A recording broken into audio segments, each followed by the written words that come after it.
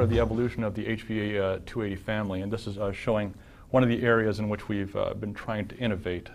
Earlier on, maybe about 2006, we created a product. This is our older product, which is the HVA 400. It's an inline connector that was designed to provide power to a air conditioning compressor. I mentioned that there are several systems that you need to be able to power even when the internal combustion engine isn't running. The air conditioning compressor is one of them, and that's what this was designed for. As I mentioned, there is, in a lot of these electrified vehicles, there is a high voltage interlock loop circuit. What you see on top, piggyback to this connector, is a low voltage connector which has a loop circuit in it. And in this older style of connector, to make sure that you disconnect it safely and that the high voltage interlock loop was broken first, to signal the battery and tell it to shut down, open up its contactors.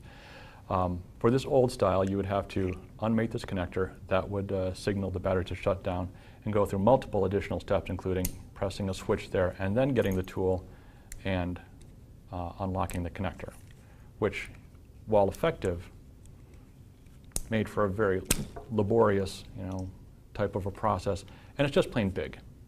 So what we did in the next step on our HVA 280 system is we took that high voltage interlock loop and we moved it inside the connector. So now instead of having a piggyback connector, we have, I don't know if you can see it, but inside the connector there is a small shunt that is located between the high voltage conductors. And we have that staged so that as you separate these two connectors, that high voltage shunt will separate first prior to the high voltage conductors separating. And what that does is allows for a delay. And what we've also done is we have created a two-stage latch, and what's really kind of innovative here is the fact that we were able to take all that complexity and move it into the area of where a standard latch would be. So as you go and you unmate the connectors, you first depress the first latch, which separates the HVIL. Now the battery is shutting down, and now the user has to go get their tool, screwdriver, paperclip, whatever, depress it, and finish off the operation. So there is a delay that's realized between the separation of the HVIL, the high voltage interlock loop, and the high voltage conductors, thereby assuring again that you don't get a destructive arc when you separate the connectors and that there isn't live high voltage.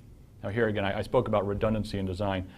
If you do somehow defeat all those other safeties and manage to get a connector separated with live high voltage, we always design everything so that it's touch safe. There are standards for establishing what is a touch-safe design, and you can't get at any of the high-voltage conductors with a finger once they're separated.